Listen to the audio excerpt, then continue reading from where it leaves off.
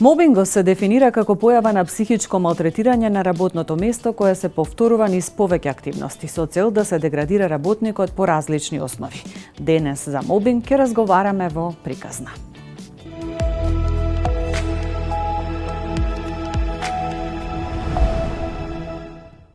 Давање на бесмислени работни задачи. Што значи тоа? Тоа значи кога нешто што не е во опис и попис на работните задачи што го работи работникот или нешто што е целта за да се деградира. Да речеме, лице вработено на работно место правник, му се дава работна задача да го чисти подот или да купува намирници, да подготвува кафе и така натаму. Значи, поентата е, целта е да се спушти пониско и да се чувствува деградирано и понижено тоа лице. Освен давање на бесмислени работни задачи, кога сме веќе кај задачите, мобинг може да значи и давање на преголем обем на работни задачи со мали рокови на извршување.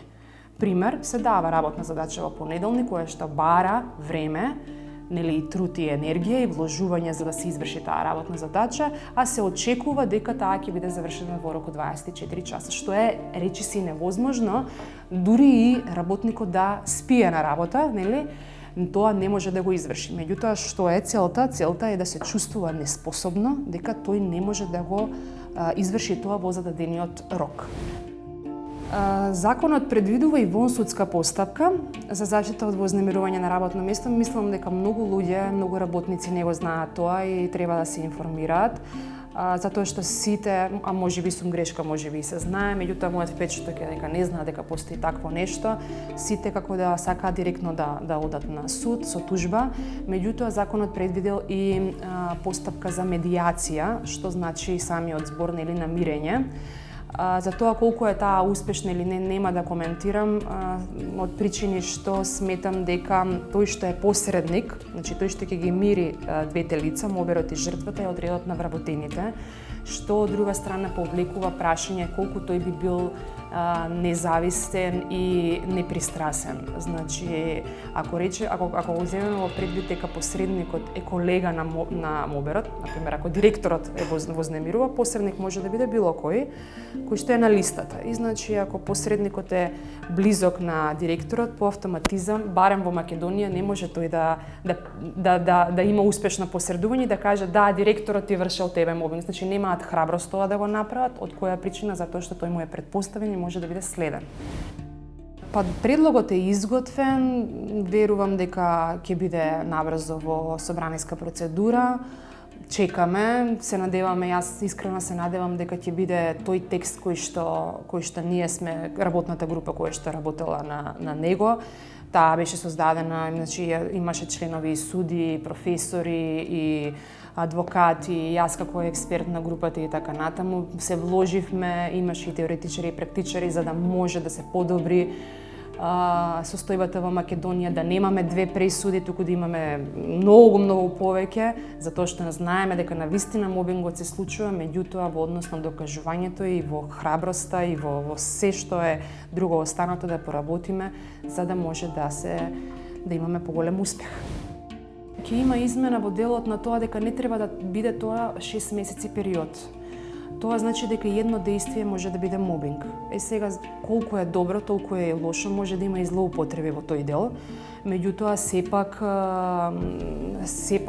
е на некој начин пак некоја заштита дополнителна за работниците. Што значи тоа дека ќе внимаваат оние кои што малтретираат, кои што вознемируваат, дека не може тоа да биде 5 месеци па да не биде мобинг. Знаете што се случува? Некој што знае дека тоа треба да се повторува во период од 6 месеци, може да вознемирува 4 месеци и да прекине. И таква последица, такви може да има негативни последици врз здравјето на човекот, што тој не може да тужи затоа што нема 6 месеци период. А сега веќе ќе се менува тоа, еднократното действие, значи може да биде мобинг, не мора да биде тоа во период од 6 месеци.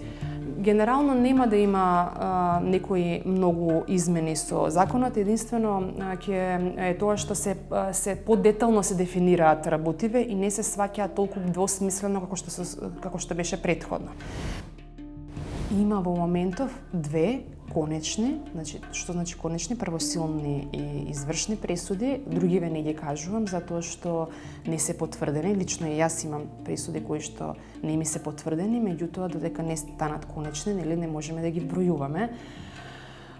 Што добиваат? Прво утврдуваме дали се случувал мобингот или не се случувал. Значи таа е деклараторна тужба за утврдување и откако ќе утврдиме се бара надомесна штета. Штетата е врз здравјето, штетата се ја одредува психијатриско вештачење и во зависност од тоа колкав е степенот, толку или колкави се последиците, толку ќе биде и надоместот.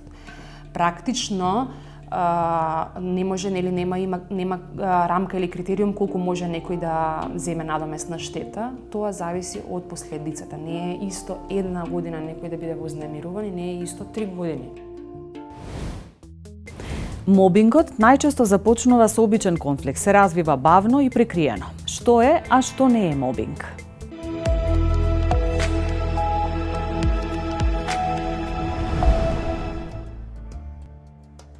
Најпрецизното појаснување што значи мобингот е вознемирување на работното место.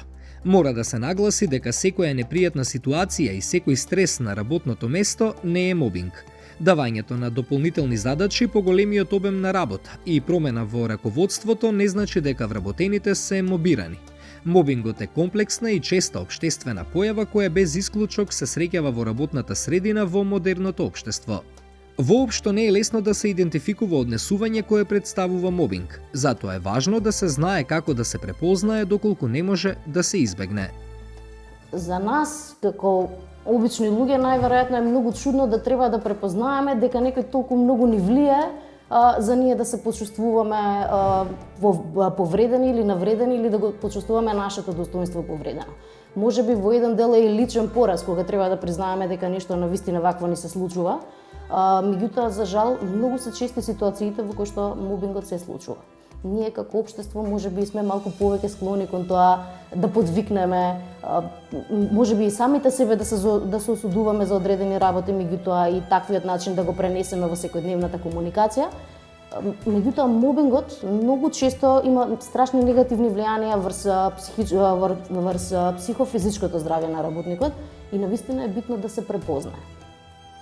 Законот за работни односи го дефинира мобингот како психичко вознемирување на работното место, односно секое негативно однесување од поединец или група кое често се повторува, а представува повреда на достоинството, интегритетот, угледот и честа на вработените лица и предизвикува страв или создава непријателско, понижувачко или навредливо однесување, чија крајна цел може да биде престанок на работниот однос или напуштање на работното место. Законот за работни односи опфаќа неколку члена во кои што го разработува мобингот, односно тоа се вика вознемирување на работно место, каде што точно објаснува дека вознемирувањето може да биде психичко, меѓутоа може да биде и полово, како што стои во законот. Законот за работни односи предвидува дека вознемирувањето на работно место представува дискриминација, меѓутоа проблемот со дефиницијата е што е во овој закон што е малку преконкретна. Односно кажува дека вознемирувањето треба да се случува во еден период од најмалку 6 месеци.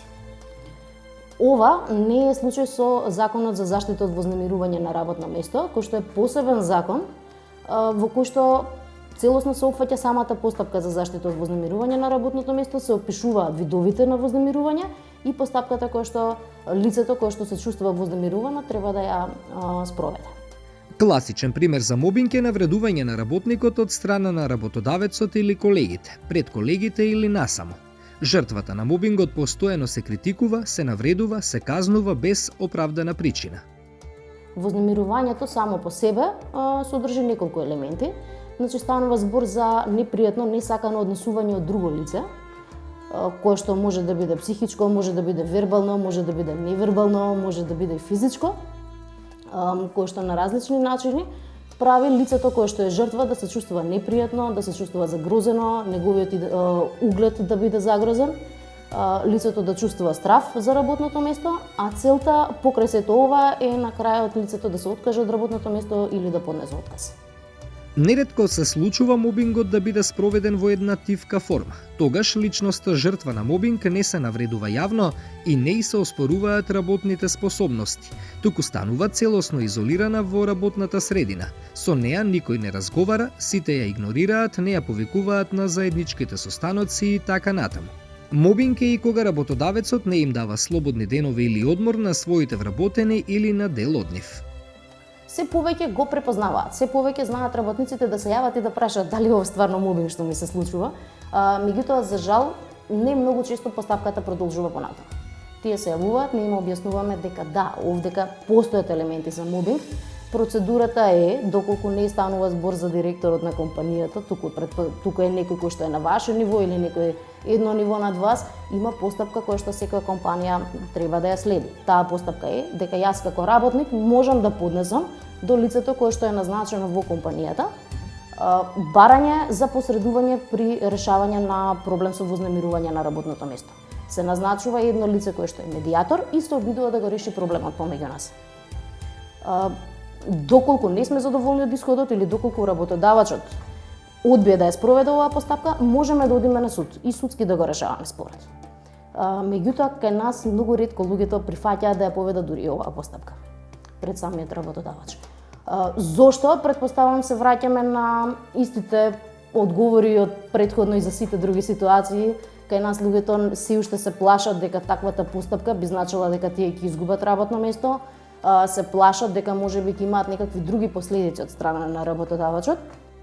И ова е приликата што сакам да искористам да ги охрабрам сите дека законот за заштита од вознемирување на работно место, па и законот за работни односи ги штитат луѓето во вакви ситуации и велат дека не смеат да бидат жртви на никакви понатамошни действија само заради тоа што повеле ваква постапка.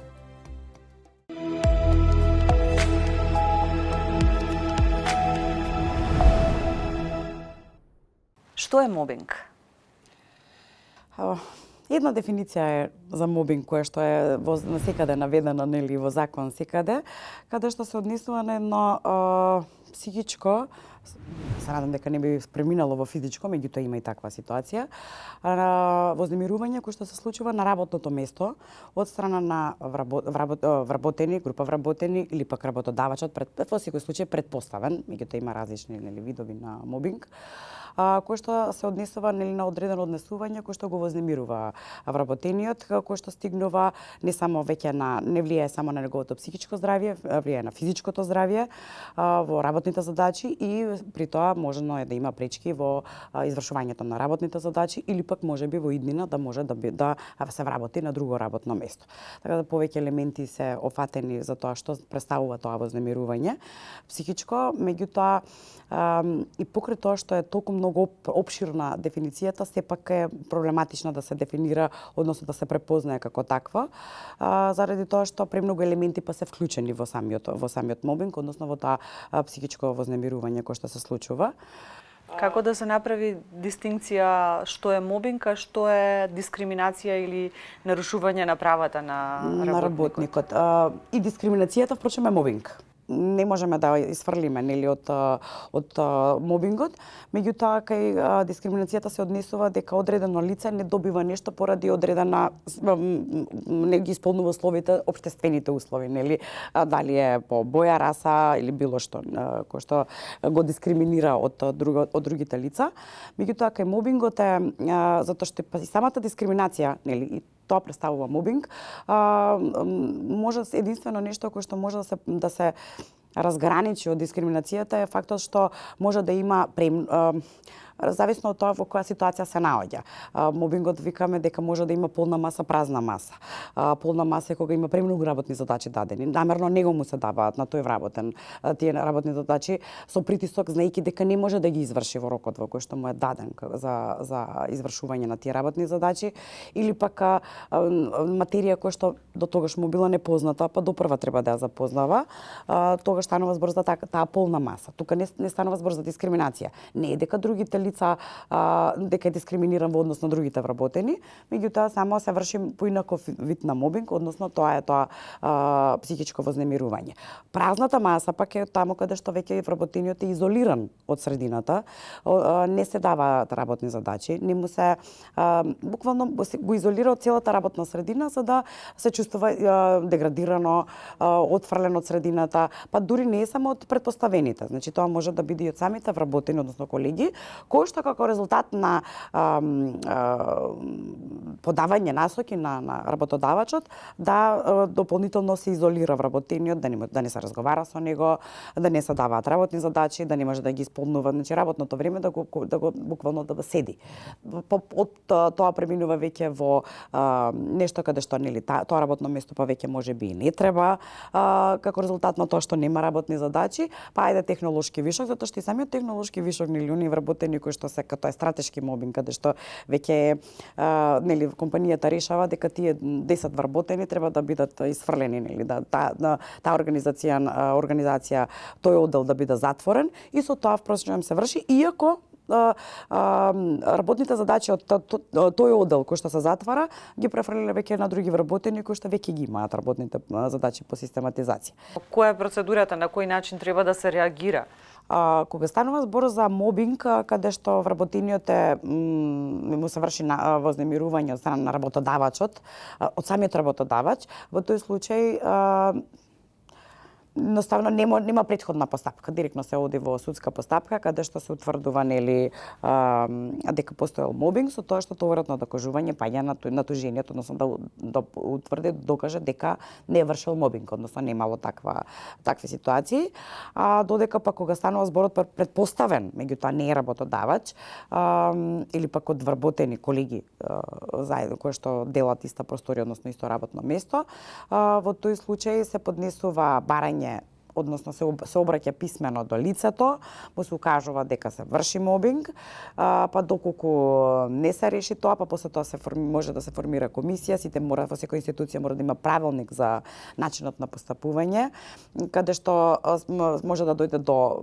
спогодба, да се договорат дека веќе има успешно и неуспешно. Успешната е кога се договорили веќе нема да се преминува или да се врши такво вознемирување за време на траењето на работното време.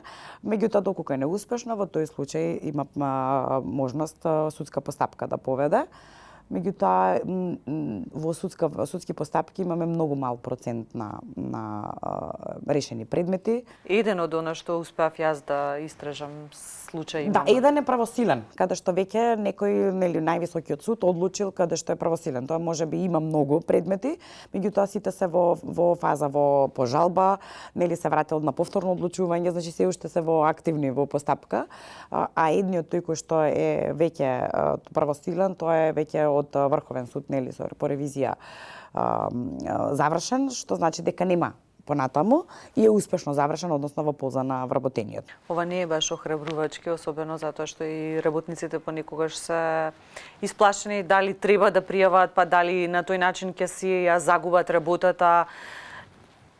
Она што е многу важно е дека во ситуација кога се мобирани, се влијае психички, се малтретирани, но го загрозуваат и општото нивно здравје. Да, мобингот секогаш преминува од психичко на физичко здравје. Мислам, тоа е многу нормално. Најпрво стравот, наметнувањето на стравот е клучната работа, впрочем. Нарушување на интегритетот, достоинството, нели сето тоа кој што дополнително само довербата кога веќе почнува да паѓа кај работникот дека не е вреден, дека не ги завршува работните задачи, каде што нели е дополнително од другите колеги, доколку е изолиран од средината, нормално дека тоа ќе премине веќе врз физичкото здравје и многу случаи се такви кои што кога ќе ни се каже на лекар стресот, намалете го стресот, впрочем од таму тргнуваме. Не е само, нели, не е секојдневието ние кои што го живееме, меѓутоа се потекнува ние на крајот на денот, 8 часа во текот на денот и повеќе поминуваме на работното место. Какви видови на мобинг има и може ли да бидат во обратна насока? Да, нели, вертикален и хоризонтален мобинг. Вертикалниот е оној кога претпоставениот, нели, работодавачот е кој што врши мобинг врз работникот, меѓутоа може да биде и кога група на вработени вршат мобинг врз работодавачот, претпоставениот, меѓутоа многу мал е процентот. Согласно она што го видов, нели, да истражив периодов, да видам процентуално како се одвиваат пријавите, нели, за таков мобинг, само 5% постои во обратна насока, односно кога група вработени вршат мобинг врз претпоставен. Затоа и многу мислам, тоа се случило, претпоставувам дека внатре во институцијата и од таму не и произлегло во судска постапка, поради тоа што претпоставувам дека и од срам, затоа што тука имаме, пак ја кажам, културата не ни дозволува ние како тоа работодавачот или претпоставениот му се врши мобинг од вработени, па може да ги избрка, нели, од работа и слично. Меѓутоа ете, имало ситуации во кои што само 5% и тоа е незначителен процент во споредба од другиот мобинг кој што се, нели, мислам, во голем процент нормално. Хоризонталниот мобинг е кога мобингот се врши помеѓу колеги. Тоа е дури поредок, значи согласно на филозофски факултет има големо истражување, кој таму ги црпев и податоците, каде што вика дека дури само 45% е хоризонталниот мобинг. Значи многу поретко се случува хоризонтален од вертикален мобинг, меѓутоа постои како таков, нели? И од мислам во тој случај секогаш се обраќа до лицето кој што се врши мобинг, па после до претпоставениот, па од таму почнува прочем таа претходна постапка за да се стигне до судска постапка. Но често пати вработените може да бидат заглавени затоа што лицето кое што е одговорно за спречување на мобинг е прочем лицето кое што најчесто врши мобинг. Така е, многу често се случува тоа, баш тоа кое што е меѓутоа таа е менлива, лицето кое што е предложено, нели, за да може да го контролира или пак да го согледува мобингот, се емилива категорија. Ние сме не сакаме многу промени во институциите, нели, кога едно лице е назначено, па тоа мора да биде до крај. Ако и кај вработените најголемиот проблем е стравата од губење на работното место. Тука е целиот проблем, од таму потекнува се, затоа што ако има мобинг меѓу колеги, зошто не би пријавила, нели, за да тоа нема да биде по цена на губење на работното место, а дотолку повеќе па ако ништо друго работникот е доста заштитен во тој дел, дека не сме, дури како сведок, доколку биде повикан, нели, за одреден колега, дека не сме тоа да му влијае на работното место.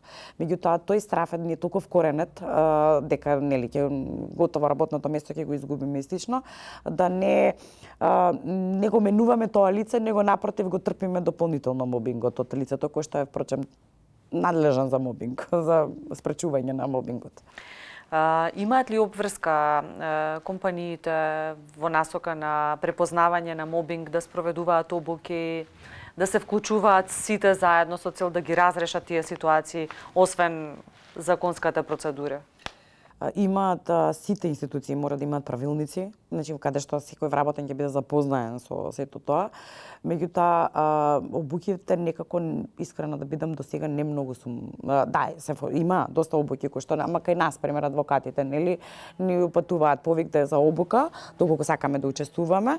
Меѓутоа не значи не гледам дека има од институциите представници на тие. Има некогаш, меѓутоа еден представник не е доволно да учествува само на таа обука, за да може да пренесе, доколку има институција над 50 вработени, тоа едно лице ќе може да пренесе, нели, тоа што тоа е за него лично ќе биде искуство кое што ќе го земе знаењето. Меѓутоа другите вработени, затоа треба, мислам, буквално вработените да ги посетуваат обуките за да и тие го препознаат, а и да можат да помогнат на колегата кога на некој друг му се случува нешто, или за да може од таму веќе произлегува знаењето.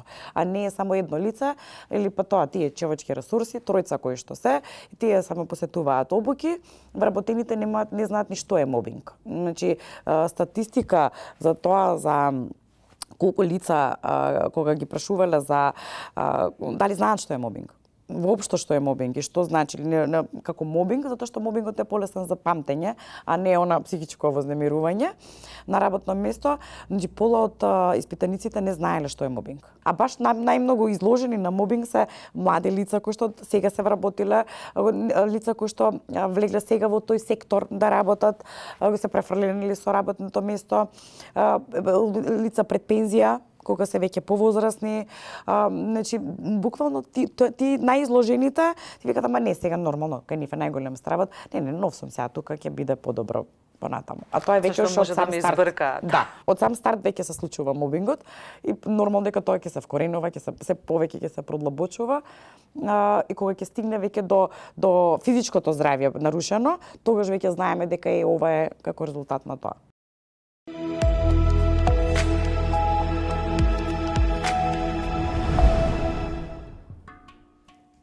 Од над 9000 луѓе кои се опфатени со бесплатната правна помош на Сдруженијето Гласен текстилец, минатата година само 8 се охрабриле да побараат помош во врска со вознемирување на работното место.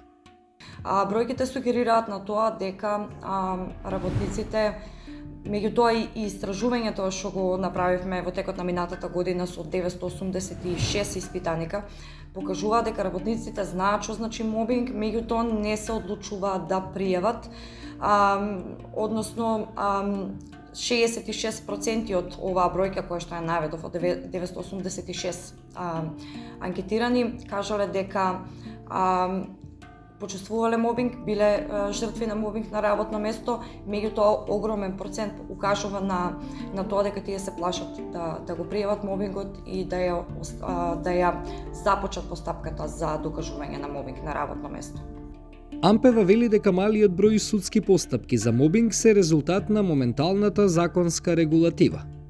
Во моменталната законска регулатива, моменталните 6 месеца се дозволува, значи 6 месеца жртвите да трпат мобинг, па дури по 6 месеца да започнат со соодветни поднесоци за докажување на мобинг, што навистина е неохрабрувачки за работниците да ја започнат самата постапка, бидејќи моменталното законско решение сметаме дека не ги штити работниците, меѓутоа и поголема сензитивност се уште нема кај надлежните синдикати, инспекторати од областа на трудот, како и судовите. Подобрата законска регулатива оди во корелација со соодветна имплементација. Ретко се пријавува мобинг поради тоа што и ние како граѓанска организација која што дава бесплатна правна помош сме свесни дека мобингот е застапен, меѓутоа се додека да се донесе подобра законска регулатива која што ќе гарантира поголема заштита на работниците од вознемирување на работно место, меѓутоа и да се овозможи соодветна имплементација на истата. Тоа значи дека да се дозволат во законската регулатива, новата законска регулатива да се дозволат и да се овозможат повеќе механизми за докажување на сторено вознемирување на работно место во вид на постапка пред надлежен суд, односно снимени разговори, видео сведоци и медицински белешки. Меѓутоа овде треба навистина да се работи на свеста на работодавачите, на свеста на претпоставените кои што се во вид на вработени како човечки ресурси во компаниите, меѓутоа повторно да се прават соодветни обуки на институциите, на синдикатите и на судиите за да бидат по-сензитивни, се со цел охрабрување на жртвите од страна на самите институции да пријават и да побараат заштита од вознемирување на работно место. Едно од уставните загарантирани права на граѓаните на Македонија е и правото на слободен пристап до работа, кое право е во корелација со правото на работникот да биде заштитен од секаков вид на вознемирување на работното место. Мобингот предизвикува повреда на човековите права и достоинство, штети на физичкото, менталното, социјалното здравје и ја попречува професионалната иднина на работникот.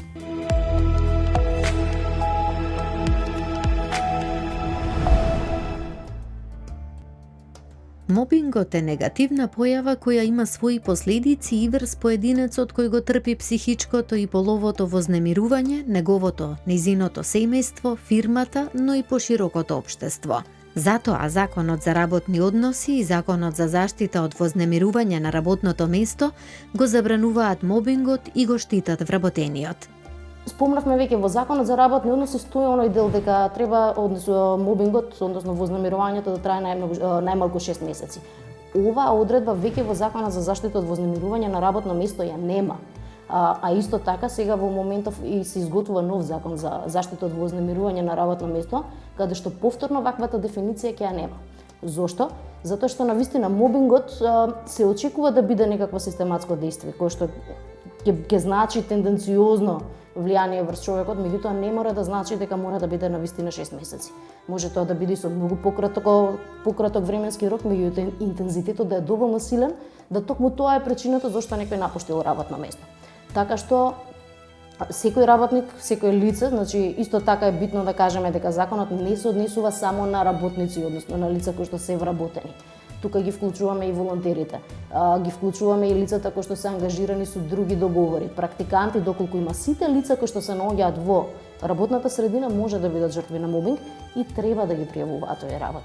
Треба да ги забележат и треба да ги побараат своите права согласно постапката која што следува. Битката со новиот закон е токму таа да се направи постапка која што ќе биде лесна и прифатлива за сите, која што нема да биде обременета со многу докази, која што нема да биде обременета со некаква администрација која што ќе биде претешка за еден работник да ја спроведе самиот, меѓутоа повторно начините на докажување мораме на некој начин да имаме како да се докаже сето тоа. Она што го бараме е институциите, односно сите тела во системот да сватат дека не е обврската на работникот да докаже дека мобингот се случил. Туку веќе кога сметам дека сум жртва на мобинг, обврската на другото лице е да докаже дека тоа лице не правело мобинг врз мене. Значи, токму таа е битката која што сакаме да ја извојуваме, дека не е моја работа јас да докажувам дека јас сум жртва. Мое е тоа да го истакнам, а лицето кое што е наводен сторител треба да докаже дека не го сторил тоа дело навистина. Ова сметаме дека ќе биде добар чекор напред за сите, заради тоа што не ослободува од позицијата да се правдаме за тоа што не се чувствуваме добро. Жртвите на мобингот честопати не се свесни или не се доволно свесни за мобингот, како и за тешките и далекусежни последици на психичкото и половото вознемирување. Подценување, а не само директно, меѓутоа и кога се наоѓа во група, непоканување на одредени состаноци, исфрлање од групни компаниски состаноци, настани, средби и така натаму, подоцна превзимање на собствените, превзимање на туѓа, односно работа која што е сработила, ако жртвата има сработено, тогаш предпоставениот знае да си го превземе на себе си, односно заслугите да ги земе за себе. Без при тоа да го спомне тимот или така натаму. Подоцна заборев да спомнам дека секој може да е насилник, да го крстам така, бидејќи е врста на насилство, силеџество, булинг на работа, како сакате крстате го, меѓутоа тоа значи. Од друга страна, доколку препознае некакви си вакви знаци, каде што се почувствува дека е исфрлен од многу настани, од многу состаноци, дека едноставно тоа е невербален дел, меѓутоа може да и вербален напад. Овде се јавува посттравматско стресно нарушување, каде што имам клиенти кои што доаѓаат и работат на тоа. Може да се случила таа случка пред 4 години, меѓутоа дури сега да има isпроцесирано, затоа што понекогаш случувањата кои што ни се случуваат на работа, може и како да ни се манифестираат во секојдневниот живот понатаму. Меѓутоа во тој момент ние не сме свесни дека тоа доаѓа од тоа. Едноставно припишуваме на сето друго што ни се случува околу. Важно е да се запознаеме себе си, важно е да бидеме свесни во каква ситуација се наоѓаме во моментов и да побараме психолог, психотерапевт, каде што би можеле да поразговараме и да видиме како ќе го решиме тоа. Сепак се работи за нешто што не можеме така да го занемариме и да го оставиме. Пошто освен на психичко ниво, меѓутоа се одразува и на физичко ниво.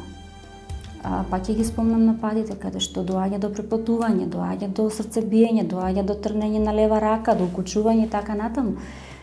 Баш вчера имав клиент каде што поради мобинг од работа, односно притисок од претпоставениот, тоа ми беше чудно затоа што на многу повисока позиција, меѓутоа најверојатно за да се извади тој самиот од таа ситуација во која што е, вработениот ми доаѓа тоест клиентот ми доаѓа и вели јас не можам повеќе, значи не можам да издржам, се тресе целиот, ме врти, ми се повраќа, ми се гади, не можам повеќе да стојам. Ми кажува ситуацијата и на крајот доаѓа до заклучок дека предпоставениот му го направил тоа со цел самиот да се оправда пред собственикот на компанијата. Мобингот води кон губење на човековото достоинство, чувство на деградација и помала вредност, намалување на работоспособноста, предизвикува стрес и депресија, влијае врз здравјето, има негативни последици и по односите во семејството и така натаму. Како што има врз психичкото, така има врз нашата целокупна благосостојба. Односно, доколку сме жртва на мобинг, кој што за жал се случува се почесто и почесто, значи од државни предпријатија до фирми, до здруженија и така натаму, може да предизвика чувство на исфрленост, чувство на отфрленост, чувство на дека не припаѓаш едноставно таму каде што си во моментот, чувство дека едноставно ти дава чувство на ниска самодоверба, подценување, меѓутоа доаѓа и до малце посериозни состојби како што се анксиозност и стрес. Дури во некои случаеви резултатот може да е и акутно стресно нарушување и посттравматски стресно растројство. Што значи дека навистина би требало и да се свати како сериозно нешто со кое што би требало да почнеме некако да се справуваме. Сведок сум на се повеќе и повеќе компании каде што ми доаѓаат вработени и се жалат за како се постапува према нив. Значи, најчесто се тоа луѓе кои што се со стресно нарушување, меѓутоа и со анксиозни напади, дури некој зависно с колку подолг период го трпат тоа, доаѓа и до панични напади, доаѓа до несигурност, доаѓа до неможност за давање на одлуки. Значи, јас не можам да донесам одлука, не знам дали е таа правилна или не е. Сакам да го напуштам тоа место, меѓутоа не знам. Страв, да не го заборавам, стравот еден и единствен, кој што тука е присутен за жал се почесто. Од друга страна имаше, например, ситуација каде што насилникот користи заканување. Значи, од типот. Можеме, ако не го завршите тоа и тоа до петок, денеска е вторник, ќе дознае повисок врв. Меѓутоа тоа го прави с цел да се заштити самиот себе си. Истражувањата од Сојузот на синдикати покажуваат дека 40% од испитаните вработени во Македонија биле жртва на мобинг преку неправедно обвинување или претерана контрола, што е двојно повеќе од европскиот просек. Во 2016 година донесена е првата пресуда за мобинг во Македонија. Може да се препознае, меѓутоа тешко се докажува. Барем според нашата регулатива во државата во моментот. Во Меѓународната организација на трудот во јуни 2019 година донесе Конвенција 190, која што треба да ратификуваат сите држави. Кај нас се потпиша сега во јуни месец 2023 година и врз основа на тоа во подготовка нов закон за заштита од вознемирување на работа. Меѓутоа,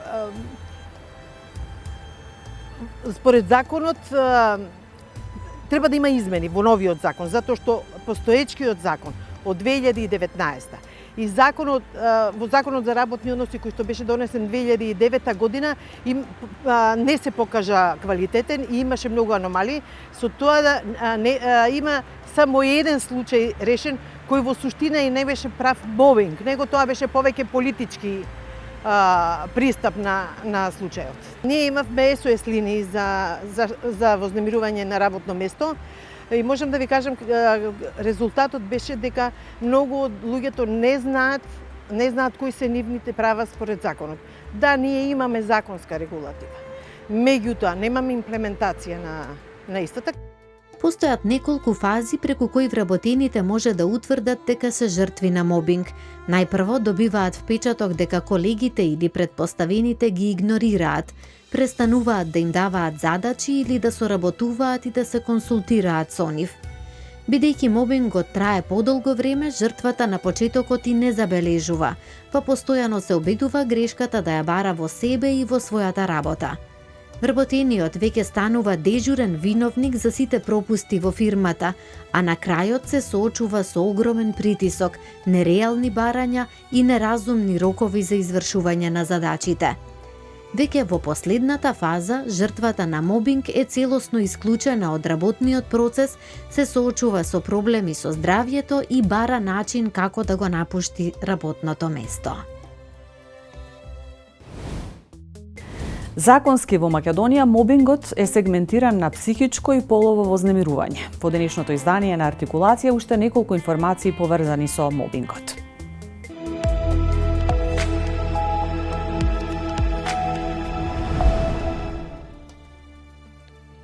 Моберот е лице кое врши вознемирување на работното место. Тие најчесто ги бараат недостатоците кај другите луѓе, а се маскираат со критичност кон сите соработници. Главните карактеристики на нивниот карактер се нечувствителност, несигурност, зли намери, без никакво разбирање за туѓата несреќа и слично. Според психолозите, моберите се лица со нарушена личност.